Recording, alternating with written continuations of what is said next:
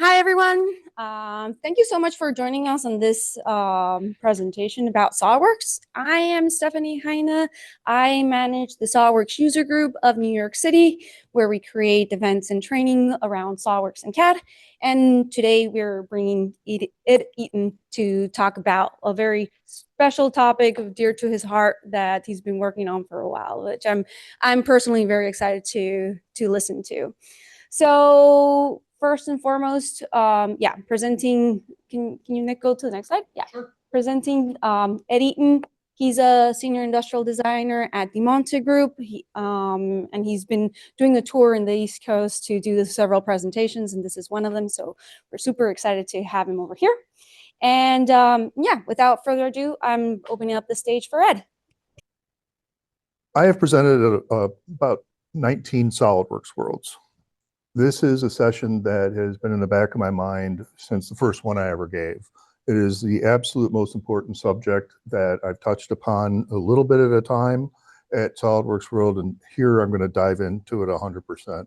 When I first learned about what the BREP is and how I could start manipulating it and start understanding how it's contributing to my modeling successes and my modeling problems, it changed my life and changed the trajectory of my career. That is not hyperbole. That is not an exaggeration. And I've got a pretty cool career. I work for a company called Monte Group. We're in the western suburbs of Chicago, and we're a multidisciplinary product development company. When people ask me what I do, the simple answer is people hire us to invent stuff for them. So I have been with the Monte Group for 24 years and change. It'll be 25 years in April. And I've had the luxury and privilege of working in a wide variety of industries. Something about our company is we started off as a mechanical engineering firm, and I was brought in 2001 to add industrial design capability. And we are fully merged between mechanical engineering and industrial design. Since you're students, you ought to know that there are models in industry where there's the throw it over the wall method of design, where industrial design starts off, does a sketch, and they throw it over the wall to mechanical engineers, and then they have to deal with whatever kind of garbage that the marketing team decided they wanted to pick up from the industrial design sketches. Our approach is we solve the fundamental mechanical engineering problem first, then we do the industrial design with a real focus on the industrial part of industrial design. Industrial design technically is designed for mass production. A lot of people think it's just styling. A lot of people think it's just sort of, hey, let's make it pretty. That's not it at all. We have a strong focus in ergonomics, of course, but I always have to be thinking about the manufacturer article and how I'm going to make sure that the thing is moldable or can be fabricated and can be assembled in a way that is consistent with whatever our clients' financial goals are. Because of the variety of stuff that we do, I need to be prepared for any sort of challenge, and SOLIDWORKS is our primary tool. So I made it a point early in my career to essentially reverse engineer SOLIDWORKS to figure out how it works in the background so I could get anything done that I needed to do. And we're going to start off with this. This is a neat problem that is frustrating if you run into it and don't know how to beat it. And most people don't know how to beat it because they don't know what the BREP is. It actually has a very simple solution. This right here is the interior of a radio flyer vehicle. Radio flyer, you might be familiar with them. They're the wagon company for kids. And as part of finishing off the interior, I needed to add an 8mm fillet right here. So I'm going to hit the S key, which most of you ought to know, brings up a context-sensitive menu right next to your mouse, so you don't have to be scrolling around to Command Manager, or I'm generally a toolbar guy, and brings that fillet tool right there. But if I hit 8mm, the fillet doesn't work. It can't work, actually, because of the way the geometry is in this model in this area. I'm going to turn off Command Manager because I don't work that way. So what am I going to do? there is perhaps some impulse to do some crazy surfacing work, and you could get there by doing that sort of stuff, but you actually do not need to in this sample if you know what the BREP is and if you know how to manipulate it. So this is a trick I came up with years ago, and I'm going to do something that seems wildly counterintuitive to the point where, well, Stephanie mentioned I gave this as this is part of my East Coast run. I gave this to presentation to the developers of SolidWorks at Waltham yesterday. And when they saw this trick I'm about to show you, they couldn't figure out how it works until the end of my presentation. So that's always kind of fun. So here I'm going to select these three faces, and then using this parallelogram I just drew, I'm going to add a split line. In a way, it looks like I just made my problem worse, because now I have even more faces where I only had the three to deal with. And then I'm going to delete these three faces, creating an open hole in this surface manifold. If this was a solid model, this would now be a surface model. And you're going to see, as we're talking through this presentation, there is no real distinction. Or there is a real distinction between solid models and surface models. But if you can throw that out of your skull and actually concentrate on face modeling, your ability to manipulate and model in SolidWorks is going to explode exponentially. So now that I've got this, I'm going to do another thing, which is fill up this hole with a surface fill. So what I did was I right mouse button clicked it, selected open loop, and then I need to go through and add tangency conditions to the edges I want to maintain tangency to, which are those, tangent, and then I'm going to add merge results to the surface fill, which what I've done is I've created a face, and now I'm back to pretty much the model I just had, right? But it's not. In the BREP, it's a different thing. I have added some stuff that you can't see right now that, if I got the dimensions right, and you remember I was just kind of winging it, I can get my, oh, I got a 10 millimeter fillet in here. It's not even the 8 that I was shooting for. And the 8 absolutely works. So by the end of this presentation, you're going to know why that works. Does anybody know right now? And remember, no harm, because the developers didn't know. Okay, so we need to talk about the BREP. And the long title of this presentation is the BREP, the most important thing about solid modeling and surface modeling that nobody ever talks about. Or as John Masterson put it yesterday, the BREP, yada, yada, yada, yada, you know, because all of that extra stuff seemed like nonsense to him. But it's not. You will see in the help menus and sometimes presentations from VARs, they talk about the BREP, but they don't actually say what the BREP is. So it's one of those things, the BREP is the BREP. That's not a definition. That's garbage. You wouldn't be able to get away with that in school, right? You have to actually be able to define a thing. And going through the help menu and stuff, you're going to see other terms that sound like words that you might know, and they're not actually the words that you know. So there's a word called topology that is important to understanding the BREP and how models are made. And topology, when I first heard of that, I thought of topography, right? It sounds about the same, and it's absolutely not. It's almost the exact opposite of it. Or it's technically it's adjacent to topology, but it's not topology at all.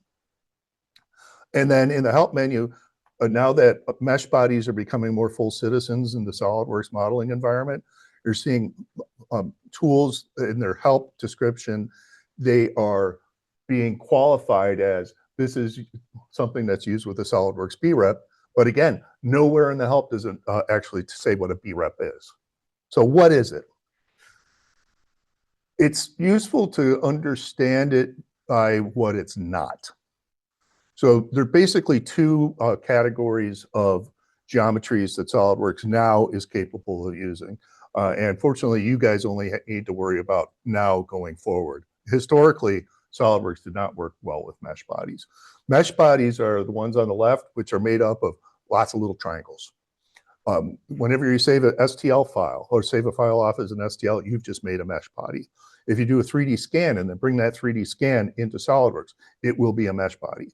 It'll be a whole bunch of little triangles. A BREP model has actual surface geometry, and it's smooth. It has math behind it. It's not just triangles that connect points in space. There is, in the case of curvy faces that aren't analytical, we'll talk about that, there's a mesh of what are called NURBS surfaces, or they're NURBS surfaces that are defined by isoparameters or isoparms that create the surface. And as such, on the BREP, when you look at it and zoom in, it's smooth. It keeps staying smooth. On mesh, the closer you get into it, you start to see how rough it is and how jaggedy it is. And that is because the mesh is made up of a whole bunch of triangles.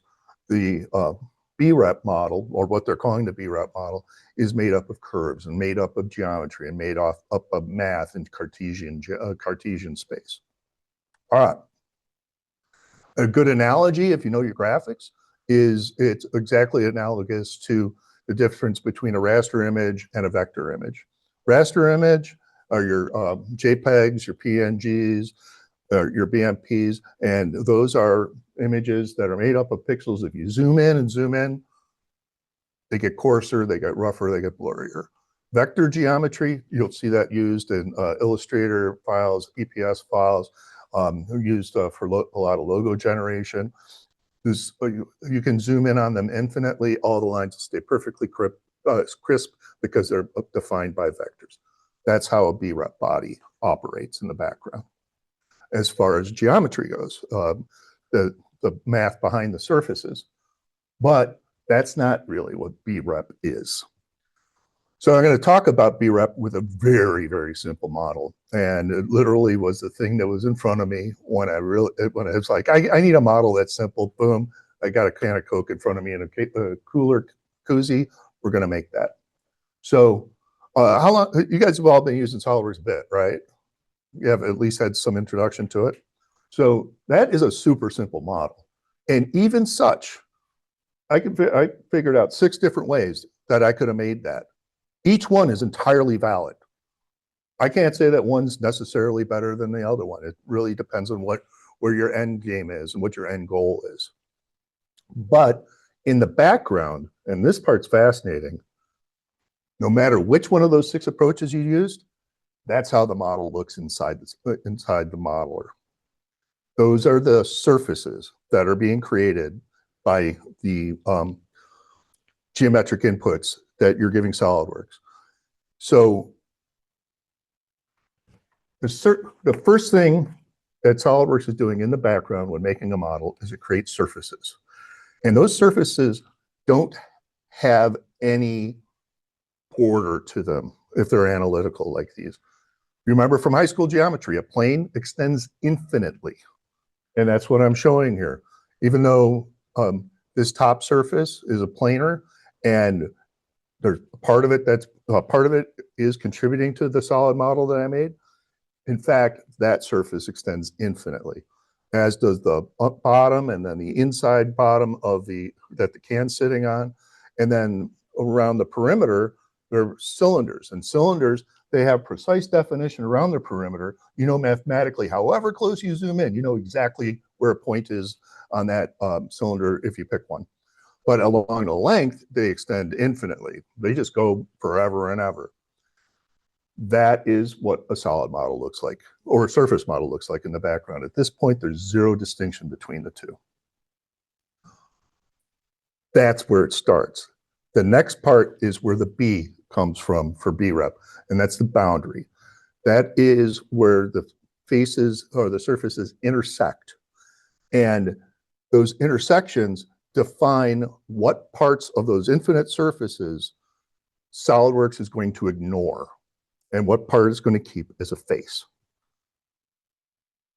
Then SOLIDWORKS makes the faces. So even though it looks like I've cut away the plane, the planar surface is still there. It's just outside of the boundary that defines the face. So SOLIDWORKS ignores that, doesn't show it to you. It's still there in the background, and we can still take advantage of it being in the background. But from a model standpoint, from what we do, all we really care about as humans are the faces. Right now, all of these different faces, they're there in the model, but they don't know about each other yet. They don't know that they connect with the face adjacent to it. What makes that possible is topology. That is where two edges that are coincident in space become one edge mathematically. And now those faces have been combined into what's called a manifold. Still, at this point, I've got a surface model, and it could be watertight, which means that it's got no holes in it, but it doesn't, it's not a solid yet. If you need to make it a solid, or you've created it with a solid feature, the last step that SOLIDWORKS is doing in the background is it's taking that surface model and it's telling the modeler, the parasolid model, a kernel that is actually behind all of the models you ever make, it's telling the kernel which side of those faces is solid and which side is void. And that manifold right there could be a solid like it is on the left side of the screen, or it could turn into a void inside of another object. And that's what's fun about things. Like when you do a solid a boss extrude or a cut extrude, you see that preview of that block. In the background, SOLIDWORKS doesn't really know or care if it's a solid, if it's a chunk of stuff or a cut yet, until you tell it what it's going to be. And that is what's happening with the BREP. So when you add a cut, for instance, it's useful to appreciate this next thing they're going to say. If I'm going to add that cut, all I'm doing is I am adding two faces to this model that are part of the same surface. So I'm actually only needing to add one surface, and then I need to add two boundaries to that new surface, and then I add to modify boundaries on the existing surfaces or existing faces to create this model. But in order to do that with a solid cut, I actually am making 6 faces total, 5 which never contribute to the model. They're all there in the background. They're all being calculated, but they never actually contribute. And that can become important. Here's an example that shows a little bit about that. So I've got just a simple rod that has a V-cut on it. Let's say the V-cut is for clocking that rod. I can do that V-cut, or I'm going to show doing that V-cut 4 different ways. Mid-plane extrusion of a closed contour, through all both of a closed contour, up to next of a closed contour, and an open contour through all. When I do that, and I look at the previews, here's what's happening. With mid-plane, it's taking that, that sketch, that closed contour sketch, and it's making 3 faces along the axis that I'm cutting in, and then 2 caps.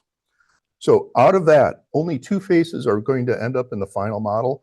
The other 3 faces that are being added are just being added in order to make that cut a solid volume, because that's the rules of solid volume. When it's being done, the mid-plane, I'm giving it a definition for how long the cut should be, so it doesn't have to do any math. It just goes, boom, it's that long.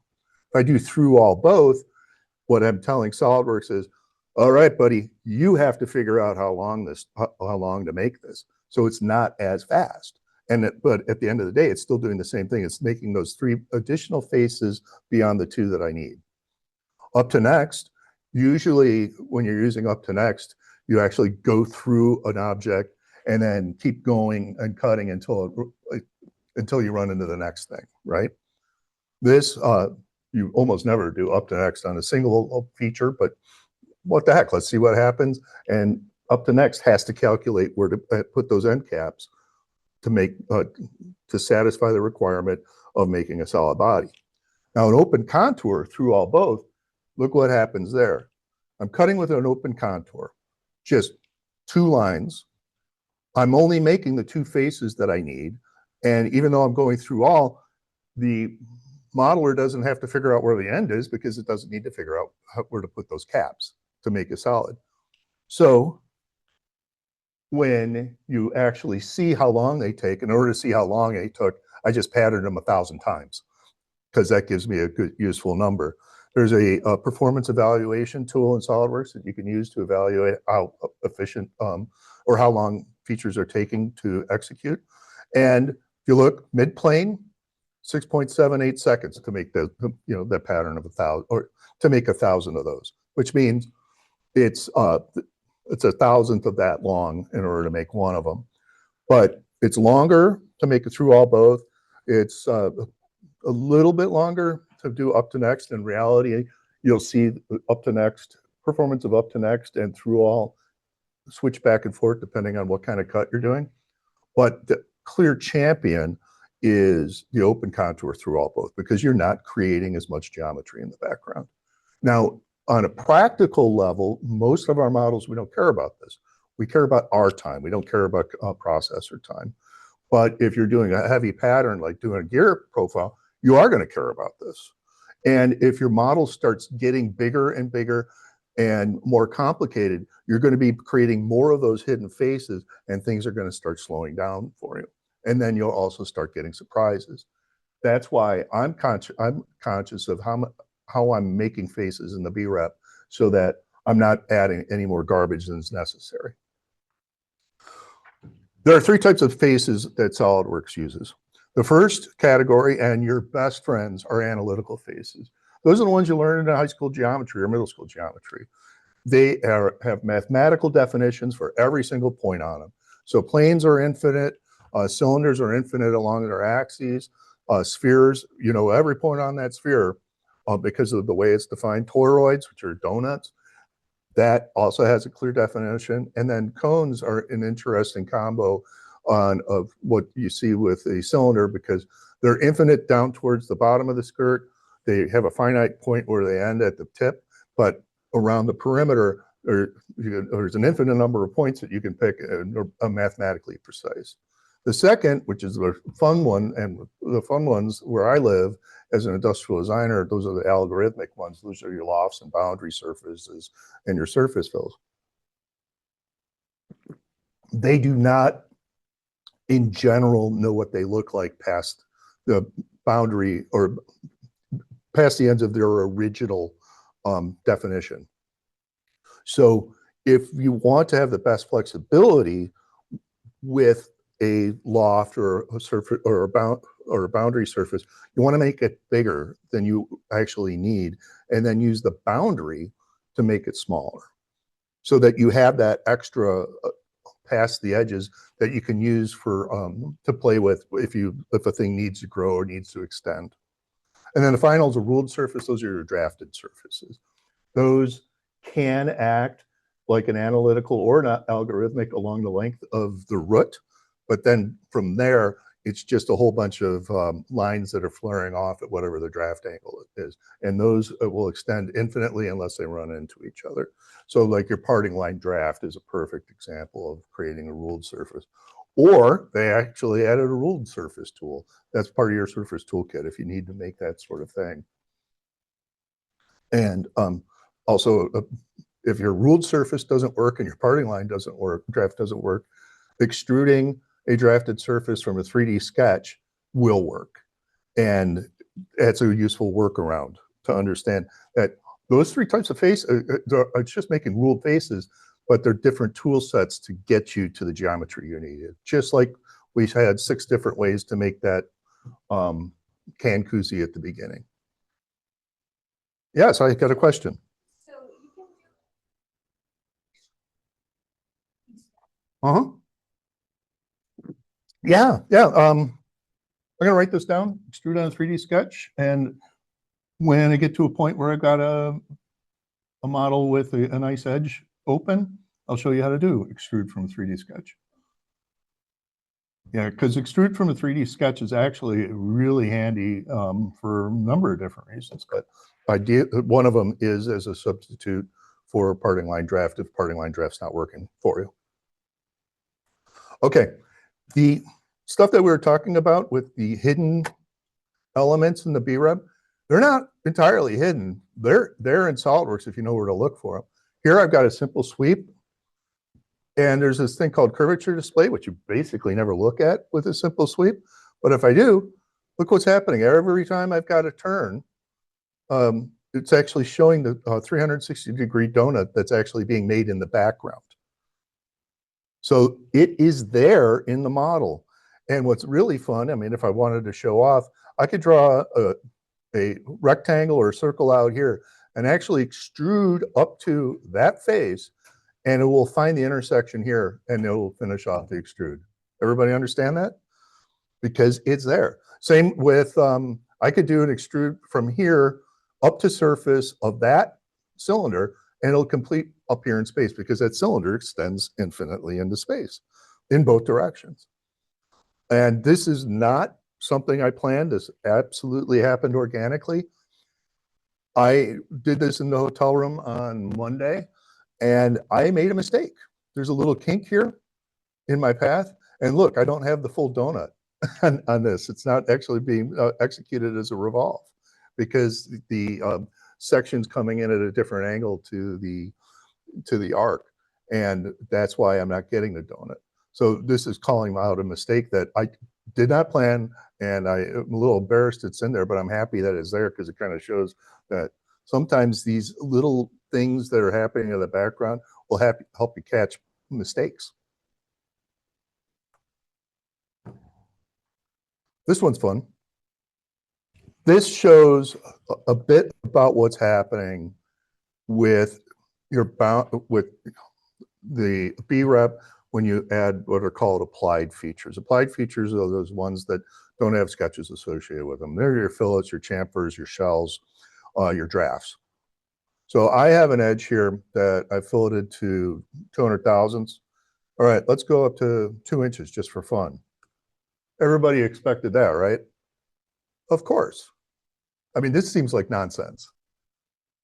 But this is the BREP following its rules. I just told SOLIDWORKS, hey, I want you to make a fillet between this face and this face. And SOLIDWORKS is, technically it's the Parasolid modeler that is behind SOLIDWORKS. All the geometry that you see in SOLIDWORKS is not actually being created by SOLIDWORKS. It's being created by what's called the kernel, K-E-R-N-E-L.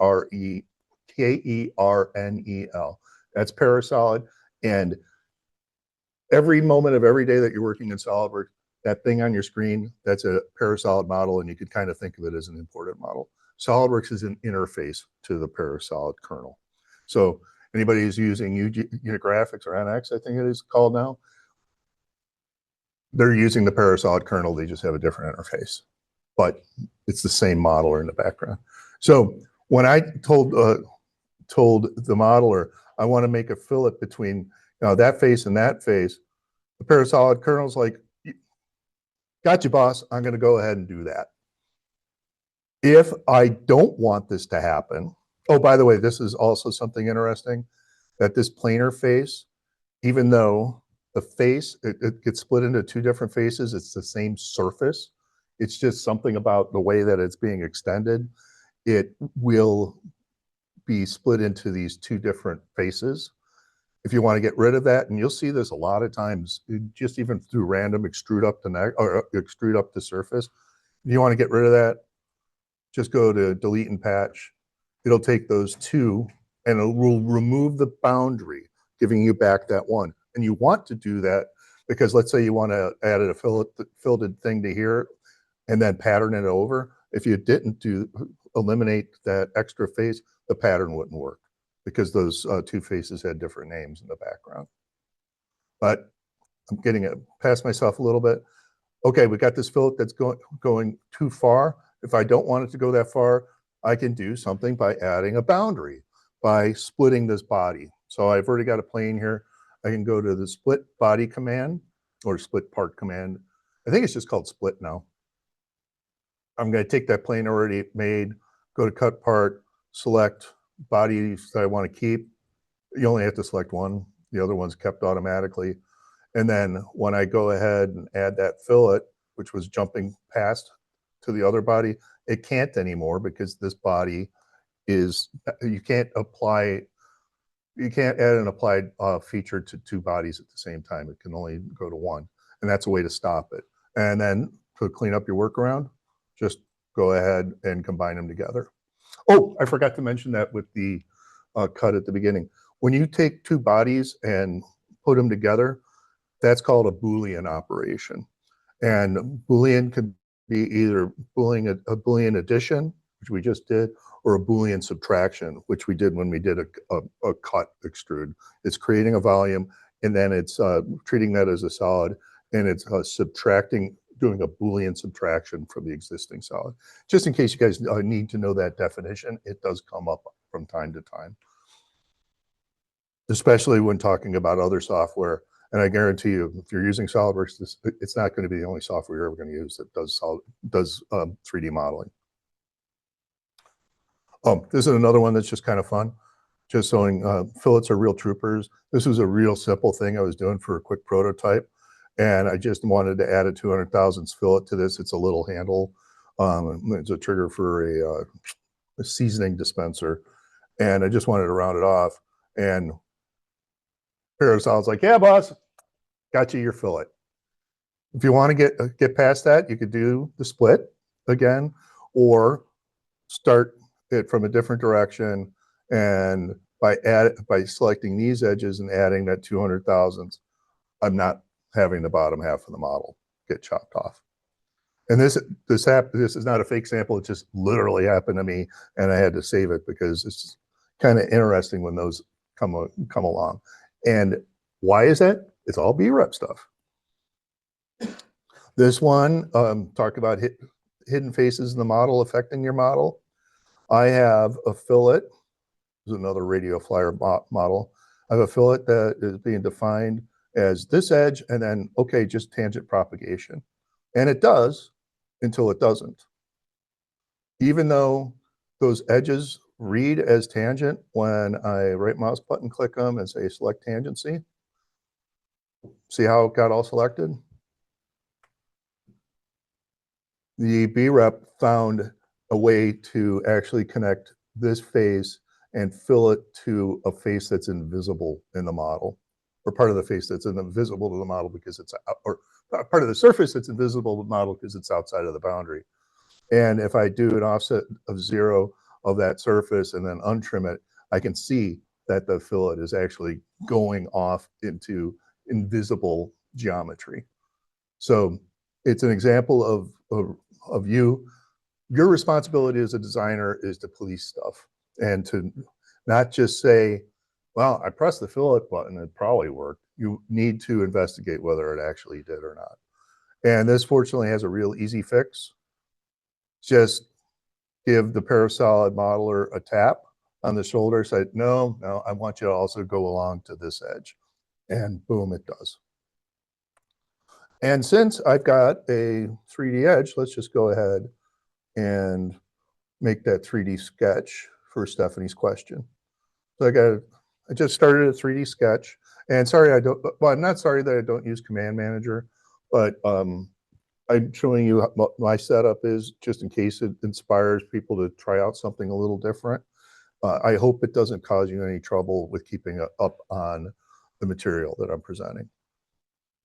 But you all should know how to be able to get into a 3D sketch. You all should know what convert edges is, and then to do an extruded surface from a 3D sketch, you have to give it a direction. And then I'll just give it a distance. And that's how you do it. And then you can also add draft at this time. And I will tell you with draft, it's really a coin toss on which way is outwards, which way is which. So you got to try it and be conscious of that. I don't know if there's any sort of left-hand rule to which side it decides to draft it to, but just be prepared to acknowledge that you might have to toggle it. And if you're only doing the ½ degree to a degree or something, that toggling could be almost invisible. So I'll start it off at 10 degrees just to be sure which way it's going, and then I'll go down to the ½ degree. So that's clear on how to extrude a 3D sketch. When we're talking about models that are made into a solid, By definition, that solid has to be watertight, completely enclosed volume. And that means that if I'm working on a symmetric object, I will have faces that won't contribute to the final model. You can imagine, oh, you can see right now, I've modeled half of it. When I mirror it, this highlighted face is going to be completely irrelevant to the manufacturer article.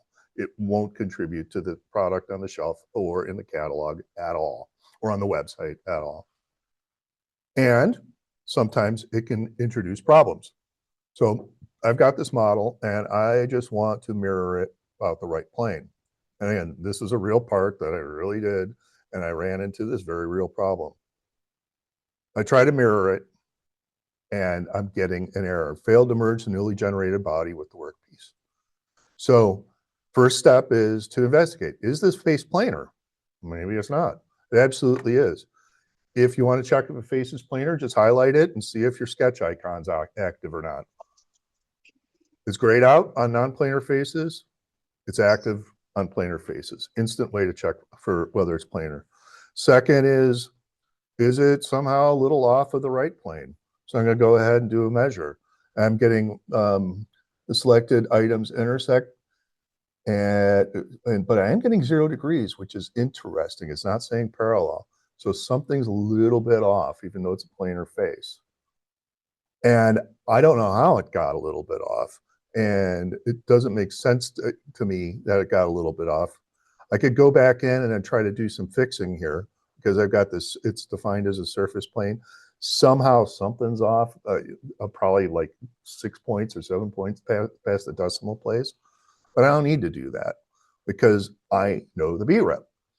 And I know that if I take this model and I delete that face that's not doing me any favors anyway, and then I mirror that around the right plane, that surface body around the right plane. Now I have 2 surface bodies. And when I go to add the topology between the 2 by using knit surface, boom, boom, I'm selecting these 2 and I get gap control. And that gap control is going to actually do a little massaging at that 6 or 7 points past the decimal point, and then cause those 2 edges that are almost next to each other to become 1 edge. And I have my final model, and what I really should have done at this time was create the solid and look at my solid body folder. I can do this because I know the BREP. If I didn't know the BREP, I'd be calling the VAR and I'd be reporting an error, reporting a bug. And that's not going to help me until 3 years down the line when I'm able to use the new version of software where that bug is fixed. I don't get to do that. My products due next week. I have to come up with the solutions right now. Okay, we already talked about the 3 types of faces. Oh, talking about those surfaces that are in the BREP, it's wildly valuable for reverse engineering. This was a Radio Flyer wagon that Radio Flyer had hired an automotive designer to develop the shape, and they developed in a software package called Alias, which is really nice for doing a lot of high-end surfacing. But the person who was doing it doesn't know the industrial part of industrial design like I do. And this needed to be, I believe this is a blow mold, no, this is rotomolded. And it needed to have a proper detail and draft for rotomolding. I know rotomolding very well. My first job out of college was in point of purchase displays, a lot of rotomolding there. So I have a strong background in that discipline. So, and I have an industrial designer's eye, so I could maintain the character of the styling that I got from Radio Flyer while adding the manufacturing detail. But I needed to reverse engineer this thing. And I don't have much to go off of. I could maybe try to create a bunch of cross sections, but that would be a lot of time. It would be very time consuming. And I could get some stuff wrong. I might be able to click on a face and then pick up some geometry using face curves. This is basically kind of showing an interpretation of those UV lines that create the geometry that makes the face. They're not exactly precise because the UV lines are wherever they need to be, but you do get to see part of what makes NURBS NURBS. NURB stands for non-uniform rational B-splines. Why aren't these evenly spaced? Because they're non-uniform rational B-splines. The way they work is by not being an even grid. And I could get something out of this, but I'm not getting everything. I am getting a bridge across these boundaries, so that's something. But boy, wouldn't it be nice if I could see what the whole surface looked like before any of the boundaries were added. And I can, because all imported models that you get, and solid models and surface models that you get, are BREP models. Even if they're coming from different software packages, they are BREP. And they have all that hidden stuff that I showed you in those first slides with the yellow surfaces. So I can just click on this face, do an offset surface of 0, which is a way to copy a face. There's actually 3 ways in SOLIDWORKS to copy a face I'm aware of. This is the best, most usable one.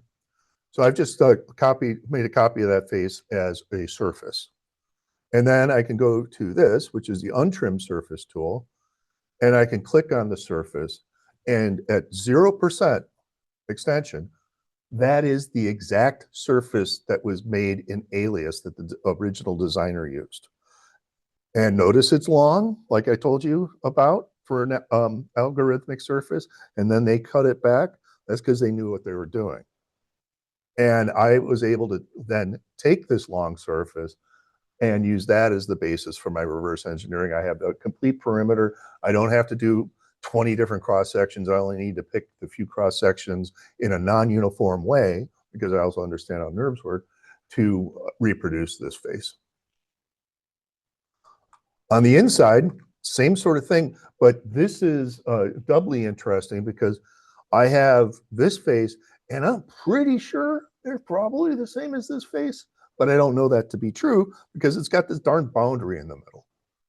So this literally is what happened. I'm like, well, let's see what's going on. I have it offset as 0, and then I did the untrim.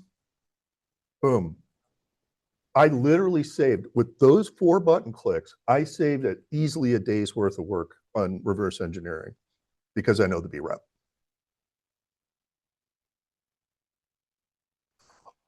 You can also see this in more kind of bread and butter reverse engineering when you get an imported model.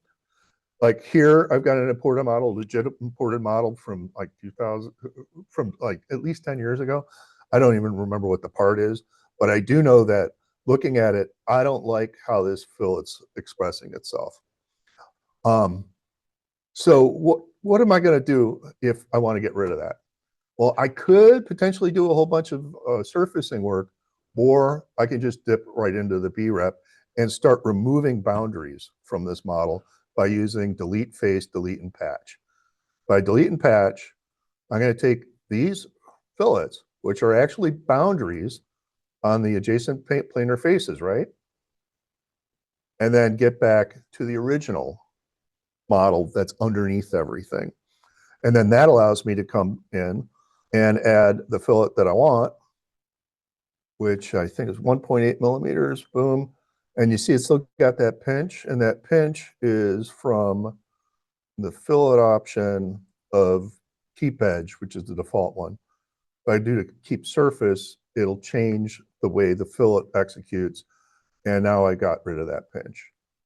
This is very clearly looking at it intended to be a molded part, and it has some draft, but it doesn't have draft on everything. If I were to be doing a full reverse engineering on this and trying to add draft, I would have to remove all of these fillets to get back to that more prismatic shape. And I can do that with delete and patch. The downside is you can't just skip one. You have to get all of them. And I really should modify this sample. If instead of trying to select all of them in one shot, if I take advantage of split part to actually chop this into multiple bodies, I only have to then do fillets on each one of those sections instead of getting them all in one shot. I can get one part clean, then the next part clean, then the next part clean, then bring them all back together. When I merge them, I'm going to be removing the boundaries, and I'm going to get back to the original faces.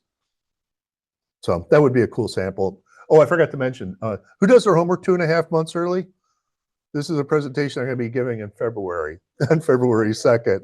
So I'm here trying some stuff out, and that's why I don't have it all done for you, because you're my guinea pigs, and I'd love to get your feedback. All right.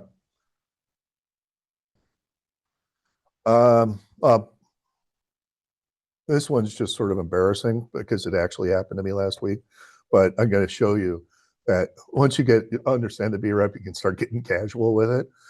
I was getting tired. It was late in the day. I had imported this screw from McMaster car and was just expecting to be able to grab the underside and use it to mate. Clearly, I've got the screw here. I've removed the threads. Everybody knows remove the threads. But I was surprised that this screw had a concavity under it. I did not know that they had that.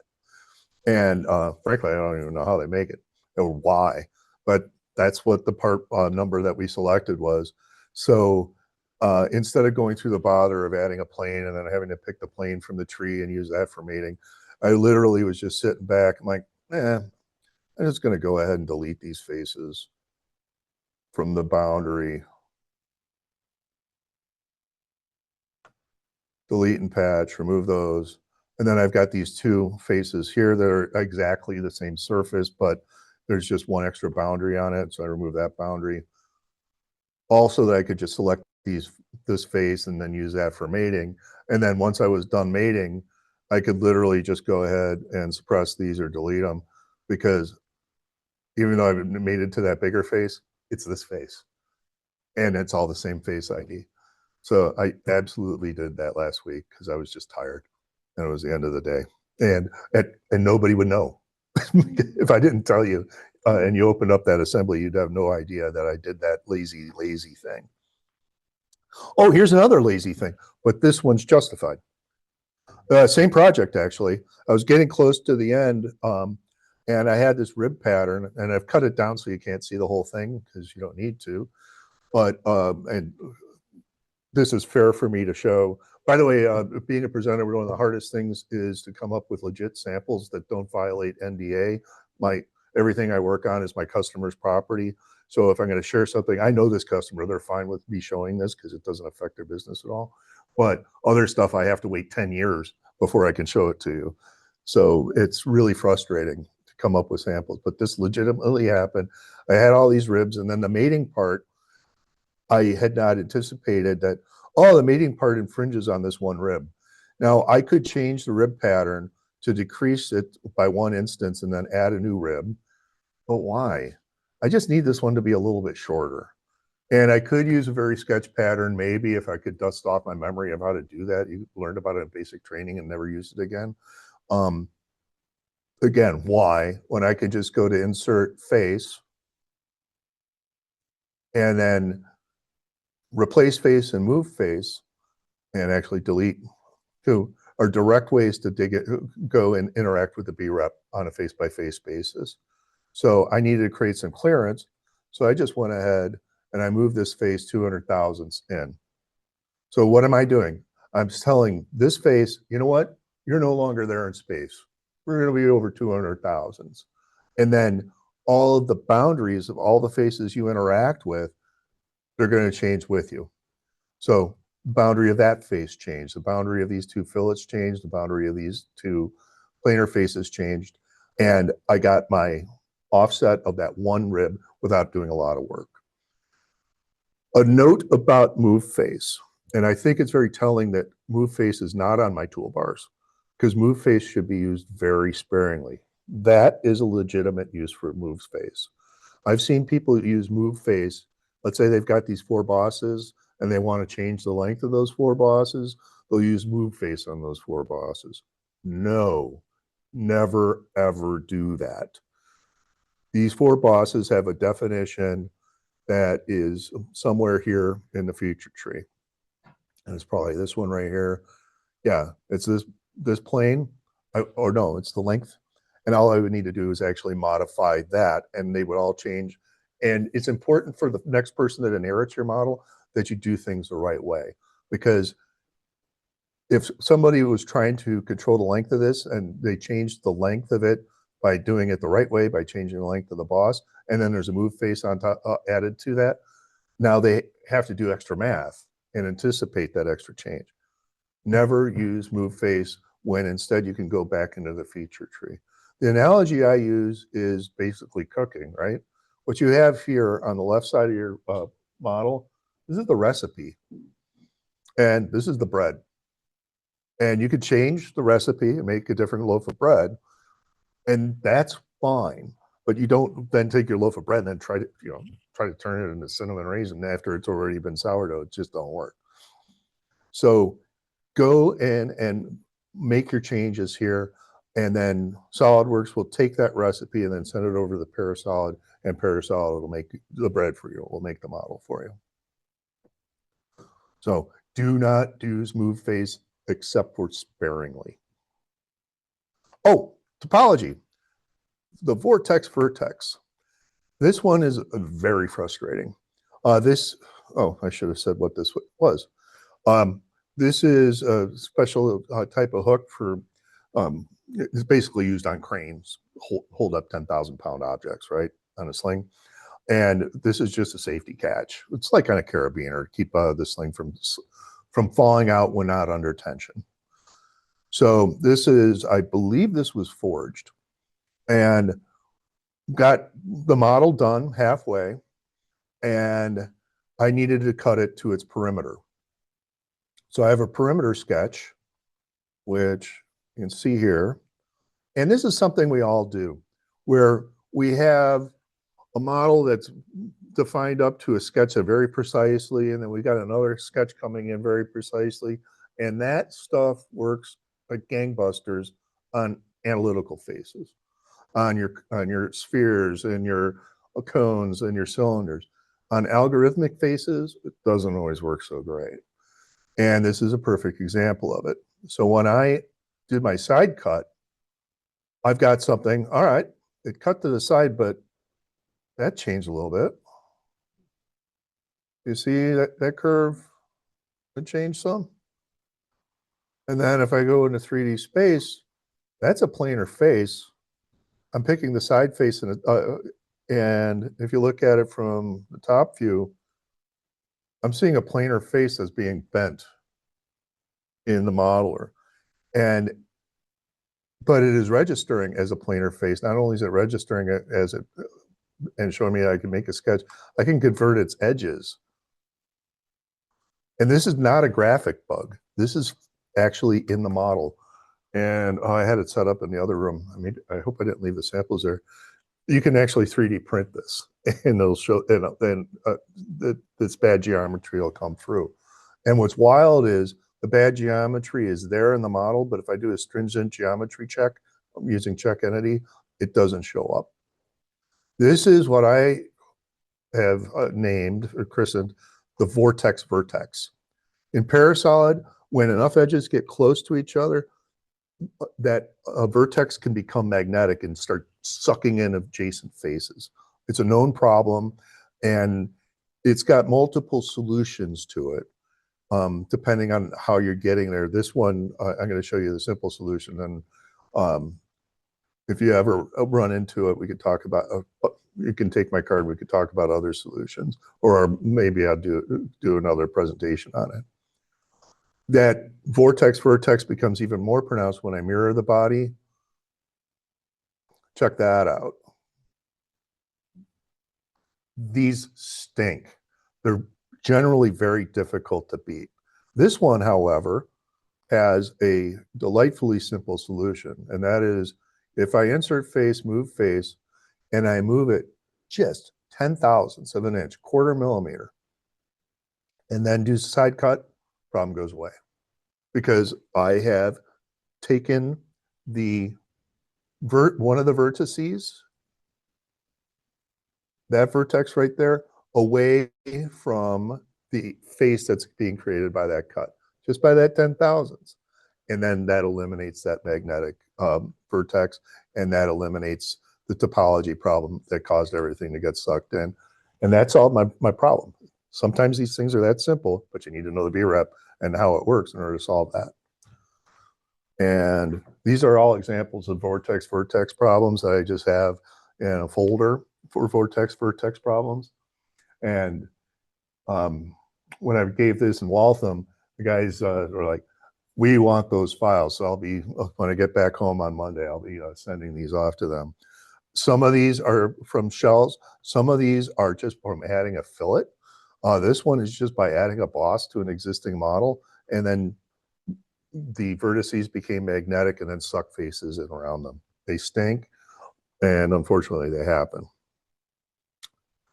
And you know what? I think that we're close on time, so I'm just going to show you one last sample, and then we're going to go back to the opener. So this sample right here is a shell. Again, a applied model or an applied feature, and it's going onto a model that is all analytical faces. These are all the good ones, right? Or they might be ruled because there's some draft in here. This is a molded part. This is actually the tail end of a magazine for a fastening tool. You're not allowed to call them nail guns. They don't like the G word, but it's, you know, powered fastening tool. That's one of the fun things about industries. You just taking it aside because you're young designers, you will learn to be very careful about how you speak about some industries. Like, it's not the gambling industry, it's the gaming industry. And they're sticklers on that. Anyway, so I have this for a powered fastening tool, and I need to add or get it to a 90,000 shell thickness. I go to try to shell it, and of course it fails because this wouldn't be an interesting sample if it didn't. I am getting something from Shell Diagnostic pointing out that there's something interesting here. It's highlighting that in yellow. Maybe that's the source of my problem. I'm going to go down to 80,000 just to see if that works, and it does. And it's given me an idea of where I ought to focus my attention. So what's happening in this corner? This is a cylindrical face. When Shell is creating its geometry, it takes existing models of faces and offsets them. Shell can't make new faces. It offsets existing ones. So it's offsetting a cylinder that has the 360-degree direction. And when you offset it, it's still recognizing that 360-degree direction. I've got a planar face that's being offset, and that's pretty straightforward. But where they meet, and hopefully the screen is such that you'll be able to see this.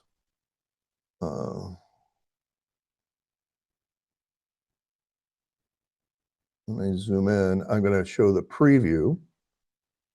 Can you see the yellow line there? Actually shows up pretty well. And for those of you like keyboard shortcuts, I'm going to hold down the Alt key, which is going to change my spin box increment to 1/10 of what it usually is. So it's going to go to 1,000th.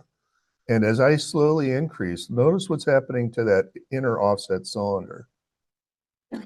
It keeps on going until it can't stay in contact with the adjacent face, planar face anymore. And it would become a full 360-degree circle. They're no longer connected.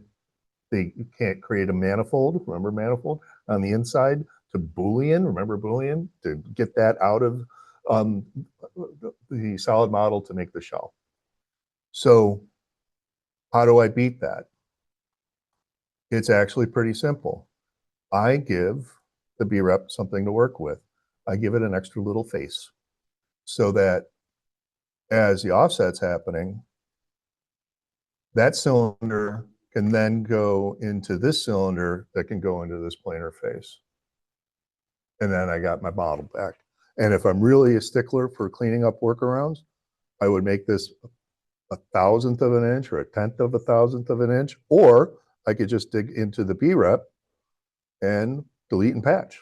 I can always treat a solid model on my screen the way I can treat an imported model. And that's something I don't think a lot of people appreciate about SOLIDWORKS. And then I'm back in business. The one thing I would have to do at this point, though, is you got to always be thinking about the next person to make a model. You would type in fillet 1. This fillet's really important. Don't delete me. And then delete face. This is part of a trick. Please leave it alone. Because somebody going through the model trying to clean things up would see me make a fillet and then delete it. And that doesn't make any sense but it's the only way to get this to work without doing a lot of crazy surface stuff. All right, and that brings us to this thing. Remember this model from the beginning? So I did a split line. Let's see. Oh, I did it here. So I did a split line on this corner. I did a delete face. I did a surface fill, and I was able to get the fillet. Can you now picture why that would work? What this face right here that I added to the model looks like inside the BREP.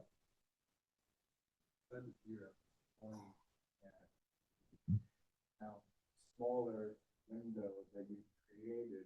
So window's a great term for that, actually. The boundary is a window into it. So looking into that window, ignoring the other surfaces that would interact with the fillet, they would create the fillet based on those finite edges. I think you're getting close. What I've done, what you see here is a window into a surface that I buried into the model. That wasn't part of the original model. This face that I created, unfortunately, they changed the preview for surface fill. If I look at the mesh, you see the UV lines? You see how they're kind of going off into space? I'm actually creating in the BREP a bigger rectangular face. And I can see that using the offset of 0 trick. So I do the offset of 0, and then I'm going to go ahead and untrim that. Let's see. I'm terrible with select other. Let's see if that's what the face actually looks like. Because that's the way the face actually looks, I gave this fillet someplace to extend to and stop itself. Before that face existed, up here, this fillet could not extend the adjacent 3 faces to stop itself. So I buried a barrier. I buried a barrier in the model to create that dam to stop the fillet. And that's how that trick works, because I think in the BREP. So I hope I'm making a case for, well, first of all, I hope I explained it. I don't even necessarily care if I made a case for it today, because by planting the seed, I think that you're going to start seeing stuff in your modeling that, like, wait a second, that could be a BREP problem. And you're going to start understanding that it's all BREP problems, because every model is entirely BREP. And it's a source of and solution to just about every jam that I get into. So anyway, that's what I have. My concluding slide, where is it? Says, wait, I'm fried here. That's what I've got so far. It's plenty. Actually, I'm going to have to cut some, but I want to find out, is anything unclear? Do you have any questions? Yeah. Here online, Earl Haas. Earl Haas? Earl Haas. Yeah. Oh, hi, Earl. He says that you also removed the vertex, and that was that was no manifold. What's that? That you removed the vertex, and that was non-manifold. Non-manifold. That's actually was an interesting question that came up. Manifold, and Earl can comment on this. Manifold can mean it's a completely enclosed volume. All the faces are knitted together or have topology to create a completely enclosed volume. And he is correct that I'm using the term manifold wrong. But I don't know another term for I've got a whole bunch of faces that are actually merged or knitted together by the topology. And I guess I could call it like a curtain, a blanket, and maybe Earl's got something.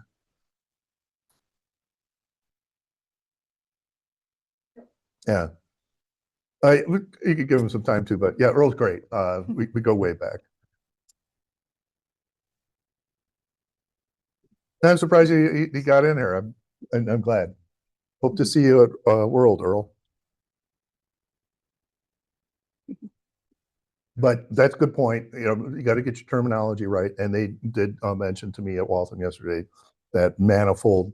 What was funny was they went to ChatGPT to check, and they got the same answer you always get from GTP. It's like, oh wow, that's a great question. Let's see how I can help you, and ended up not giving anything particularly useful. But I will stop using manifold that way. Anything else?